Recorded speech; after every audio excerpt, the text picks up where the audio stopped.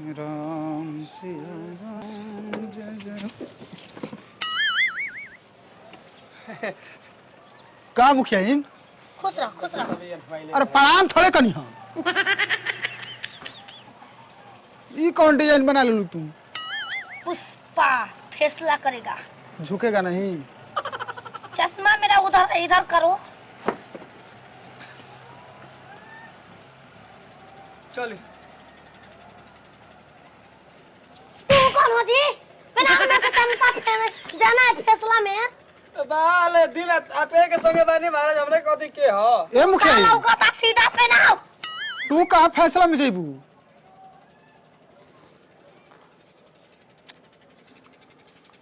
अब ठीक बा। हाँ कहाँ फैसला में जाता लू? मैं जाती फैसला करने। पेट से है तुंगू और उसके औरत रो रहा। मैं जाती। ठीक बा धनिया। ये का इस्तेमाल भवा।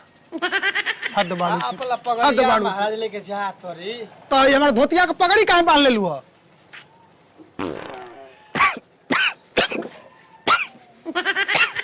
ये महाराज आगे लैट्रिन में जा। फैसला करने जा रही हूँ। ये शुद्ध घी का लड्डू खाई थी जो रानी मैं जा रही। जो कर संगे जो गाड़ी ले ले ले लो। गाड़ी ले ले फोर व्हीलर से गाड़ी लेकर चलो। चर्चा कौन से ले परी जो लेके जो जैसे कहती वैसे लेके जो। सुन 4 बजे से पहले आ जी है। ठीक बा केतनो कहियो ना मत रखी है। ठीक बा मेरा टोपी किधर है? हाँ जा रानी। टोपी क्वेश्चन टोपी। वो मेरा टोपी काम करेगा। अरे यागी खोरे खातिर लकड़ी धैले हम तो। जो रानी जाई तो कम से कम आज दिन भर। साला मुखिया का बन गई पागल हो गई। मुखिया ना रही तो पागल ना रहे। हमारे चाहते नहीं चुनाव लड़े के। बताओ बताओ कैसा भइल रे देखिए हम अभी तक ले कहते हैं कि बच्चा यहाँ पे के हटे और केहू के बच्चा ना हटे। अच्छा हमारे बच्चा 7 महीना से बाहर बनी है पेट बुझाता कि 9 महीना के 8 महीना के लगता है रही तबे के 2 महीना करे हम ना बताई नहीं कौन के खुश खबर दे। अच्छा हम यार रही कि ना बताइलू भतार हई आय अबे कौनो बात होता था माई रे फलान ठेकान ये कह के मुखिया जी होते हो कब सब फैसला हो जी कहिए से कह के भाग गइल बनी हम मुखिया जी फैसला कर। अच्छा इहे कह ना कि मुखिया के भतार बनैले बाड़ू रखले बाड़ू ओकरे हपेटारा सामने कही हां मुखिया जी के सामने कहिए कि तू भतार हवा तब जीभिया खींचिया मुखिया जी।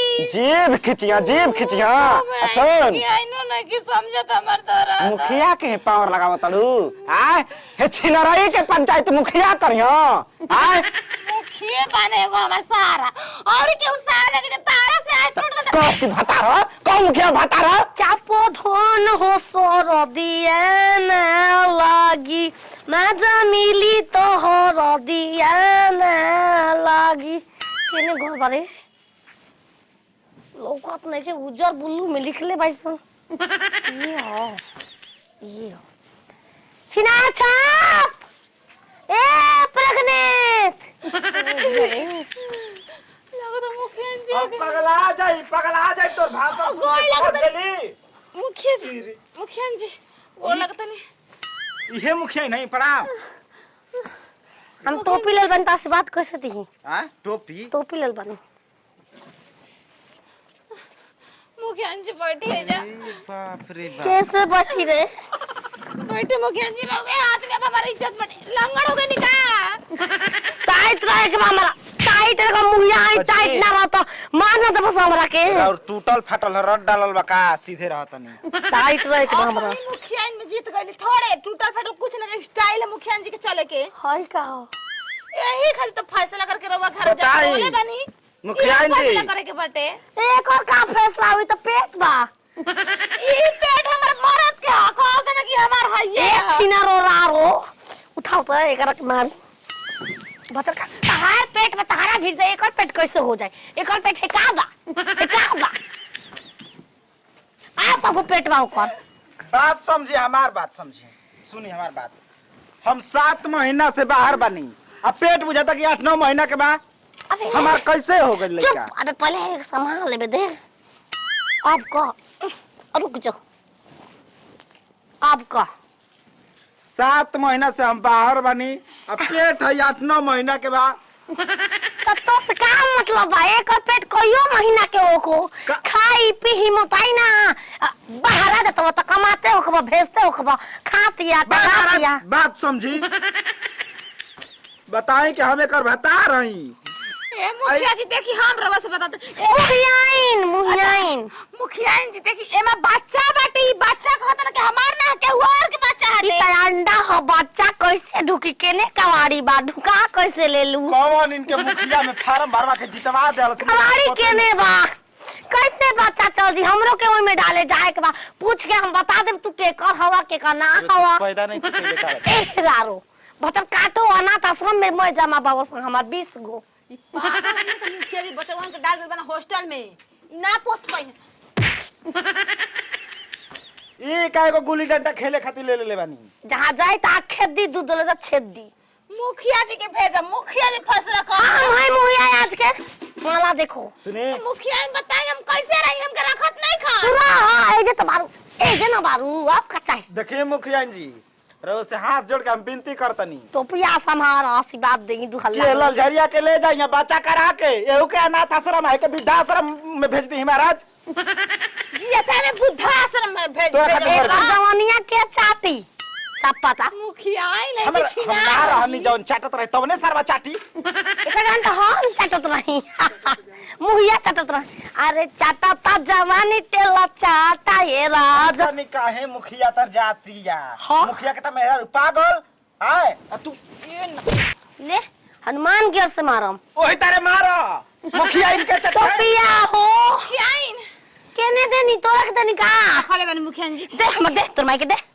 देखी हाई पेट के पहले फैसला करे मुखिया जी हम का करी अब आजकल में पैदा होई के पापा कही पापा पेट कहेला कबो जिंदगी में कि लड़का फैका कहेला कवा होखी दू चार अरे होखी तो आप पूछ लिया कि के कहबा माता मा ए छिनरी के खुद पता नहीं कि पेट माने होला का ई का बता ना जनाला बेली माने पेट कबो बेली कबो पप तू न चइला सब साटा के पैसा भाग रही जैसे फिर बाहर टोपिया हे बका देख छिनरी हमार फैसला ई बा कि इसको तुम पैदा करो सुन जा तनी बाहर ठीक ना एके बिजा के फिर पैदा करा लिए मुखिया नहीं भागा तुम छोड़ ए मारो भतर काटो मैं बोलती इसको पैदा करो खुद पूछ लिया जाएगा इससे इसको अंदर रखियो साल ढेकार ले रहा होगा मर गया दफन के उसी में मुखिया 9 महीना पेटे में बच्चा तक बात बाहर निकले से कैसन लाई है तो खुद उ निकल जाए जब अपने से गइल बा खुद उ गइल बा 9 महीना सोचल बा कि हम एही में रहम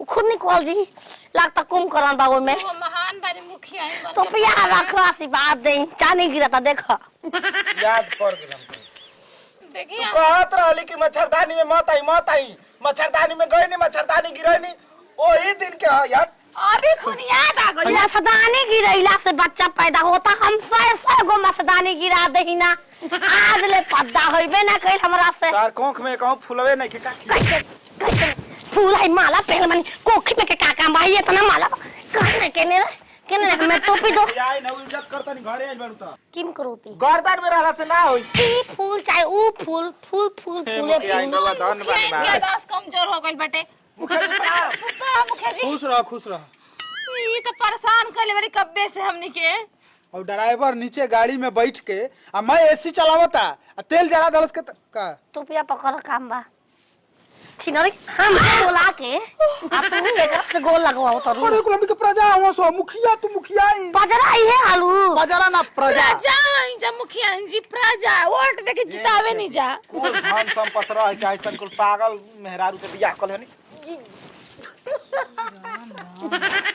का के बरवा सुतली रे टोपिया दो हम टोपिया दो टोपी ना डंडा टोपी ना हम जानतन त का जरूरत रहा मुखिया मुखिया क्या वाला के फैसला करे के बोलले रहला पेट के हाँ 7 महीना से बाहर बानी अब पेटवा बुझात रहल हमारा देखे में कि 9 महीना के बकरी 7 महीना ऐसा सच्ची पर बाप रहे मर गेल साला तड़प के इहो हमारी हां ताम तू तो पार के मारबा अरे तड़पी जाने दे देबा माघ में रानी एकर माई एकर बाबू के याद में तड़प के नदी में कूद के मर गेल इहे कुछ सुनाओ तनी मेहरारू सुनी महना मारे लागी पागल औरत घर तू का हमके ना मानेला तू तपर के मुइबा तू तड़प के तपर के मुखिया जी सब का कहत दूसरा के द्वार पे मुखिया जी की इज्जत लेता नहीं।